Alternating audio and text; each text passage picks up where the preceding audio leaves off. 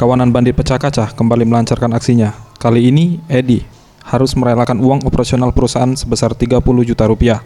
Dibawa kabur para perampok yang berjumlah 4 orang yang bersenjatakan sempira dan pisau. Saat ditemui di tempat kejadian perkara, Edi mengatakan dirinya saat itu usai mengambil uang di salah satu bank di kawasan Kecamatan Ilir Timur 2 Palembang. Dengan mengendarai mobilnya, saat dalam perjalanan, tiba-tiba ban mobil yang dikendarinya pecah. Akan tetapi, ia tetap memaksakan kendaraannya berjalan hingga sampai kantornya.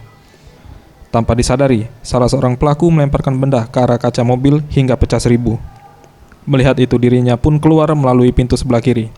Rekan pelaku yang melihat Edi keluar langsung mengejar dengan membawa senjata tajam. Merasa posisinya terancam, dirinya pun berteriak meminta pertolongan warga, dan salah satu pelaku yang membawa sempira masuk dalam mobil mengambil uang. Posisinya mobil ban pecah itu posisi di Simpang Cilentang, cuman sudah diikutin orang. Sampai di sini pecah kaca, udah baru ini eksekusi mereka. Tim Liputan Sriwijaya TV.